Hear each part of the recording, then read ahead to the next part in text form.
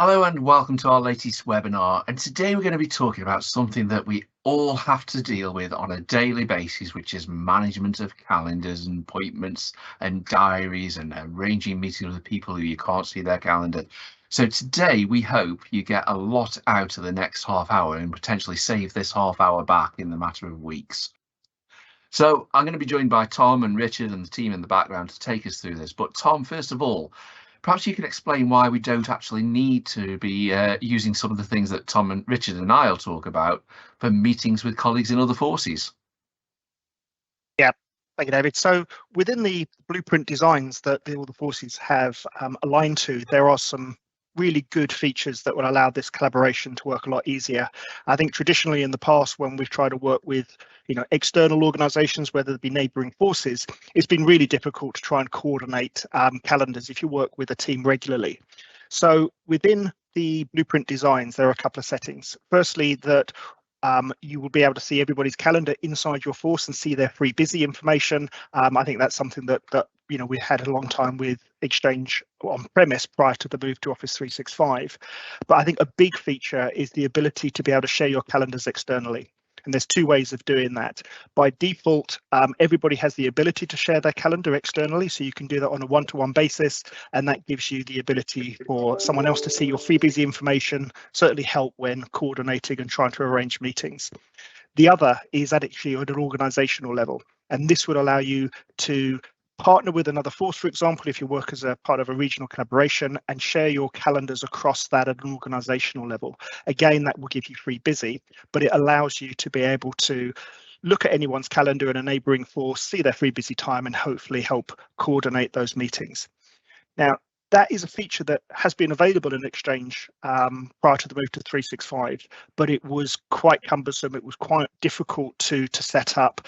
Within Office 365, it's really simple. So as part of the federation work that a lot of forces have done with teams to allow direct chat between tenants, we'd really encourage the use of the calendar federation as well, and actually do those sort of side by side to give you that information. That's fantastic. And what we've got on screen there is a QR code you can scan and a bit.ly that allows you to get to a newsletter that tells you how to do that chat with colleagues in other forces where you're federated, and a whole webinar on federation. And it's really important that, when we're having a lot of meetings across border, this can really save an awful lot of time. But that isn't always the solution. So I'm going to go to Richard now, and we're going to talk a little bit about FindTime. Now, this is a tool I've used for about 2.5, 3 years and found it invaluable, but it has changed and it has it updated. But Richard, perhaps you can take us through what FindTime can do. Yeah, David, I think probably I need to get out a bit more, because this is probably one of my most favourite apps that I use on a virtual daily basis. I really love it. It's made my life a whole lot simpler, and it's incredibly simple to use as well. So really what it can do is allow you to coordinate meetings across a number of participants to avoid that meeting battleships. I'm sure you've all played that game and lost many times. It can be very frustrating, herding cats, and getting to a position where you've got a meeting to work to. It really is easy and simple to use, and all the mistakes you can make, I've made them, so we'll talk you through some of the best practice for the application. Also, I think what we'll also show you is it's easy to adapt as well. So when new participants need to be added or taken away, or you need to add some new times and dates and things like that, it's incredibly easy to use. So I suppose I'm probably going to do the most dangerous part of the webinar, which is to do a live demo, and we're going to just set up a basic meeting invite. Hopefully we'll work through the options. So I'm just going to pop on screen my email. I've already pre-populated an email. It's going to go out to Dave and Tom. Tom's not going to vote on this, by the way, so just Tom, if you've got itchy trigger fingers, don't vote. So I've populated Dave and Tom, and Rachel's going to be CC'd into this email, and you can also see the free busy information as well, as we talked about before. Now, the first hint and tip I'll tell you about is making sure the subject title is something that is meaningful to you. OK, what you tend to find if you use this on a very regular basis and you're not very careful about the title, you end up with calendar meetings in your calendar that make no sense to you whatsoever. So really think about what you're actually going to be discussing in that meeting. So I'm just going to add in the application. It's up here for me. It might be in slightly different places for you, depending on how your Outlook is established.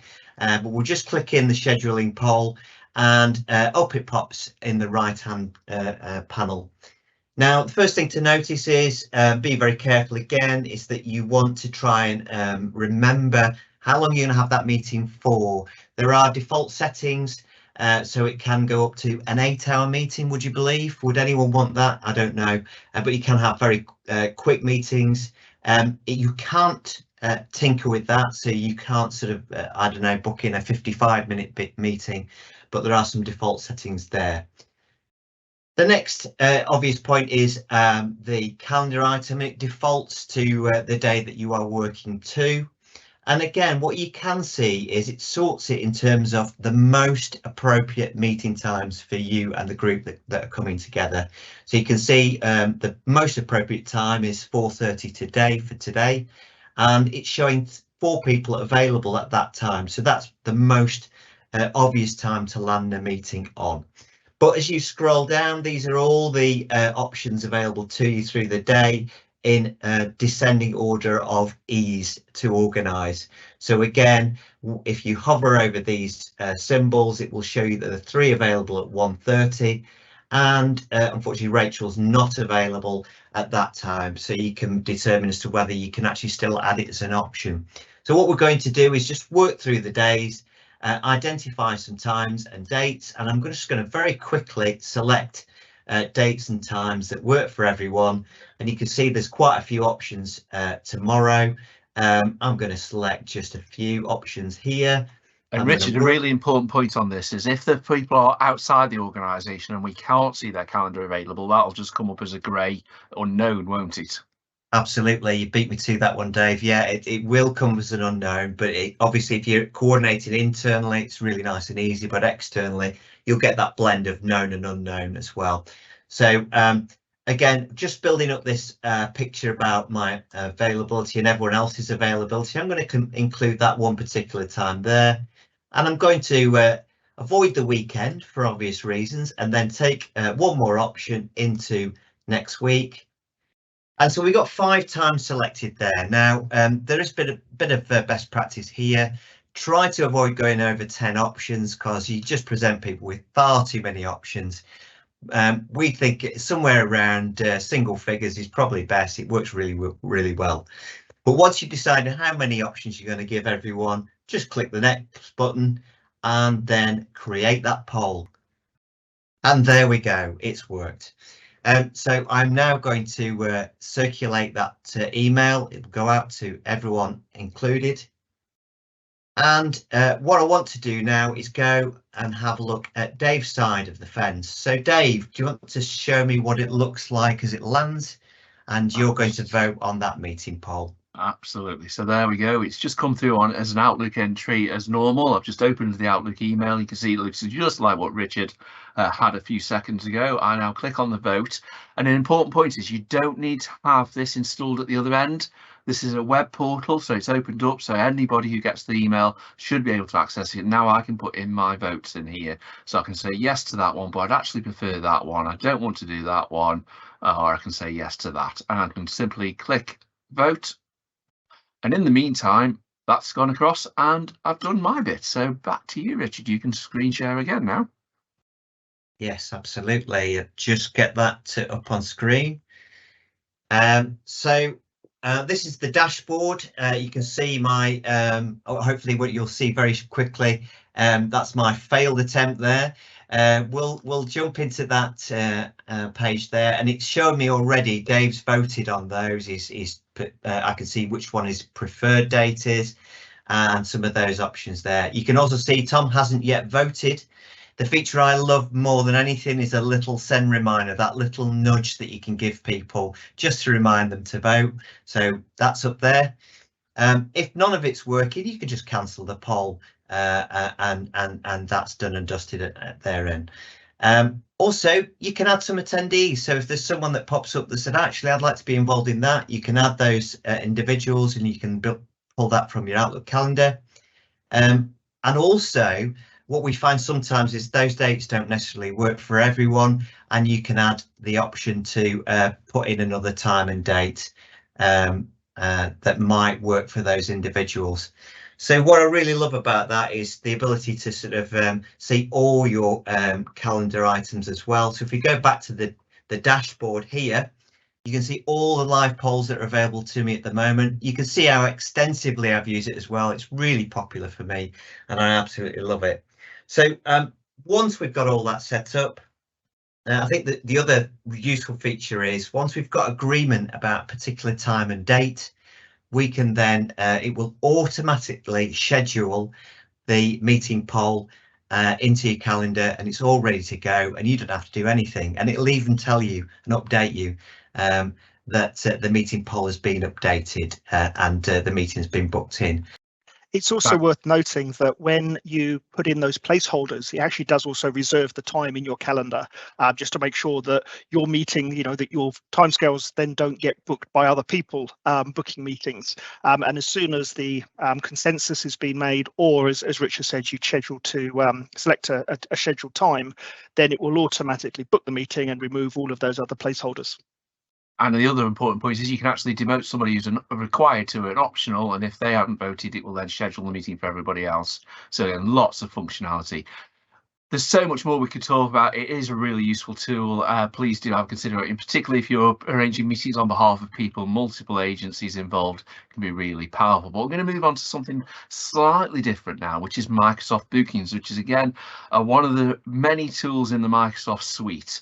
And this can be used for meetings for an individual or for members of a team. You can arrange one-to-one meetings rather than group meetings. You can book a meeting with me, and I'll show you that functionality, which is fairly new soon. But it offers meetings as a service, and think about that with perhaps neighbourhood policing surgeries, recruitment interviews. You can even add a one-time passcode so that you can send somebody a link to book a meeting and they can only use it once. You can have internal meetings such as for picking up IT or picking up equipment, training slots we've used it for, and events. So there's a lot of functionality. So let me just explain what Bookings is. So again, we're going to be taking our brave pills today and going into the live Bookings app. So let me just come out of that slide and go back into Bookings, and perhaps in your normal team space. So if you need to find your apps, go into your apps, scroll down, and you should see it in here as Bookings, and it'll open up this wonderful new Bookings page. It's changed very recently, as we always know with Microsoft 365, everything's changing. But I'll show you how with our demo space first of all and how we use it. So I've just gone into this, and this is a little demonstration space I've set up so that Richard and I can perhaps show you what's going on. So think of who you're going to be using the service for in terms of your staff and what services you want to offer. There's a lot of control and functionality on this, and the users don't see half of this. They really don't. They see a very simple front end to it. But for this case, I've got myself and Richard as two members of the team. If I wanted to add another member of staff to be part of this one, I can just simply go in, and let's bring Esther, who's in the background helping us make this webinar go ahead. She's a team member, and her availability, I'm going to say she's only available, in fact, yeah, I can change, those are the business hours, but I can put custom hours for Esther and say, right, okay, she's only available from 11:30 on her Thursday because I know she's got regular meetings. Save those changes, and then whatever services I develop for Esther, she will only be able to take meetings in those times. So again, you've got all the controls. You've got administrators and team members. You can go into a calendar. You can see our real calendar as well as our availability and what services are associated with each of the different users. So you can set all that up. But then you can set your services up. So I've got two services within this at the moment, a choose a meeting and a demo 30-minute meeting. And let's have a look at creating another service. So I'm going to set this one up as being a meeting with Esther. It's going to be an online meeting by default, and it will say send an anonymous meeting link to the customer, and they're going to be 25 minutes long by default. And I'm going to add a buffer time as well, so that before the meeting, There's a 10-minute buffer before the meeting takes place. And afterwards, let's give a 15-minute meeting so we can do any follow-up and anything. It's price not set because we don't charge for this. You can see this could be used for things like hair appointments. That's how it is actually used in commercially. You can limit the number of attendees, and of course you can let customers manage their appointments when it's booked by you or their staff. So very simple. You can put a little bit of description in. I'll save those changes, and now that service is available. So what does that actually look like? So if I just grab this link here, there's a couple of ways of managing this. You can share a link to an individual service, or you can share a link to the whole page. So if I just go into here and share the bookings page, you can now see the 3 different services that are available. So if I wanted to book a meeting with Esther, it tells me the dates that people are available, and at the moment I've selected that Esther's not available on a Thursday morning at those times. So let me just change that. Esther's now available, and I can book the meeting for that time, fill in the details, and you can put custom fields in here as well.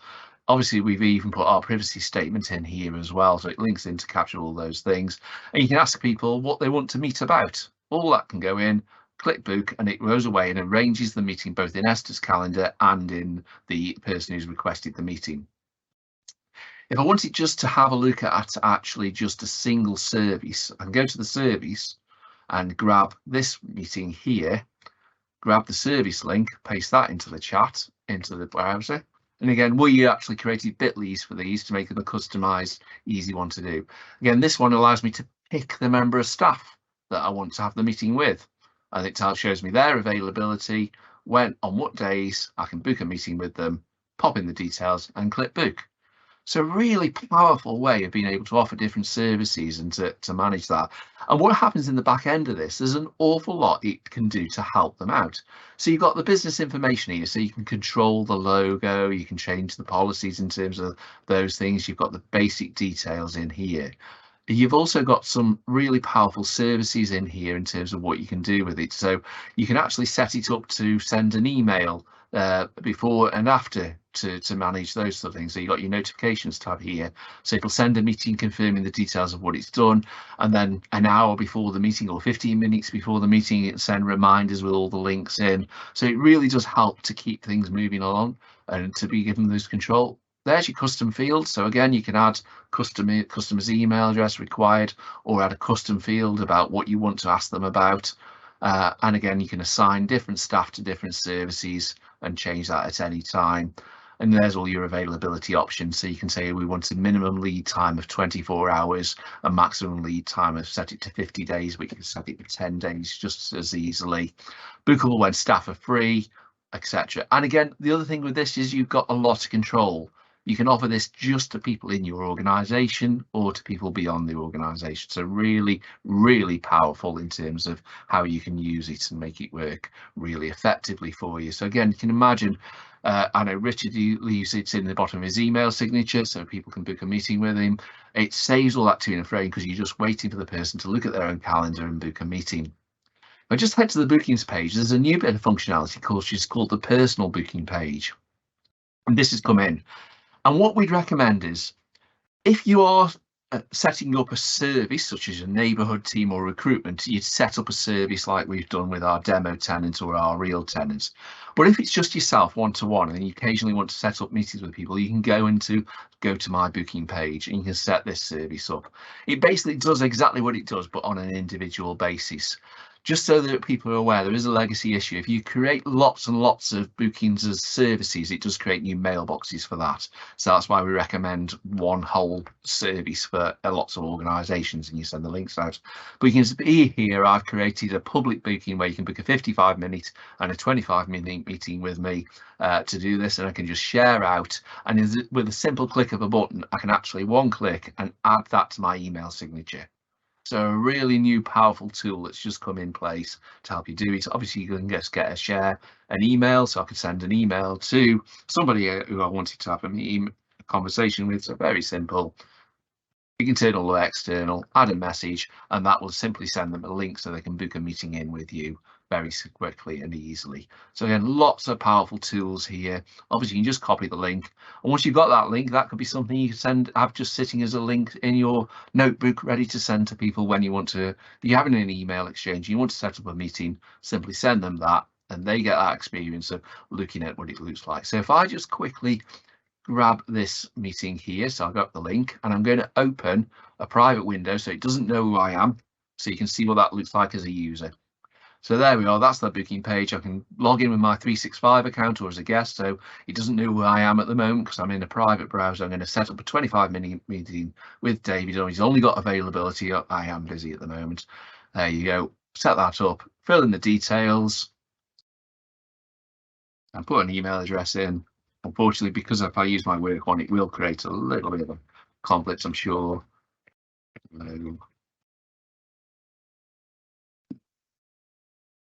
Email notification code, and away it goes.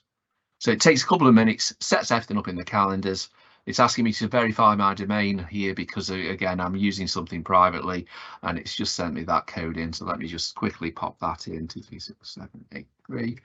If it was a New Year Microsoft account, it wouldn't need to do this. And there you go, it's set it all up, and it sent that meeting up for me now. And again, as a user, I can reschedule, cancel, or arrange a new meeting as well. So a really good way of being able to make yourself available and to manage those things. Tom, have you got anything more to add on in terms of bookings? There is just a small section within the designs that covers off bookings. So again, just making sure with your IT teams that is configured as per those blueprints. But yeah, a really good opportunity to sort of automate a lot of the both internal and external appointment creation. And we'll just pop on screen now. This is what it can look like when you've got a whole set of services. We don't actually share the link out to this whole page because it can become quite challenging for people. We actually send these out as individual links, but it does see that you can manage all those services. And the beauty of this is we've just started to experiment with an automation that will allow this to go into tracking data, into lists and things like that. And of course, then we're getting some new insights coming through to it as well very, very soon. Just one other thing to cover on meetings, which are going to be really helpful. And yes, there is a question there. Are you able to stop users creating endless shared booking pages? Yes, in the controls, isn't it, Tom, that you can limit the number of people who can actually use this function? Yep, correct. So yeah, you can stop that, and it is something you really do want to administrate and to manage really well. But the My Bookings function, the new one, is one that's available to everybody to use. I just want to quickly cover something about Viva Insights as well. And again, this is another part of meetings that can be really powerful. It's sometimes important to reflect on how well you're managing your own meetings. And in the Viva Insights section, it's over the last 4 weeks, it's told me I've spent 241 hours in meetings, which might be a slight issue for me there that I might need to address. That's analysing my calendar and bringing it through. But it then also looks at my meeting habits. And whilst I'm good at attending my meetings and attending and arriving on time, 93% of my meetings I arrive on time, which I'm quite happy with that. And 92% of my meetings are in work hours. But perhaps I do overlap with other meetings 30% of the time. So that might mean I need to do a bit more diary management and perhaps start arranging meetings to have 25 minutes and 55 minutes instead of those other ones. And so it gives you a lot more insights than that. I will just quickly see if we can bring up some of the other Viva Insights as well. Again, it's in your apps, Viva Insights. And if I go to the productivity tab, which is the one where you get all the stuff about your meetings, you can see the regular people I meet with. There's that data. I can go into the meeting detail and explore which meetings I was doing what in, and it's just doing some analytics work at the moment because I wasn't very good at categorizing my meetings. Really worth thinking about how you can use the insights to help you manage yourself in a much better way. As we hope you can join us on our future webinars. We've got a few recorded webinars for the next couple of weeks. As we know, it's a holiday period coming up again, and we're doing some work to actually develop the future webinars at the moment. So I hope you can join us very soon, and thanks for joining us today.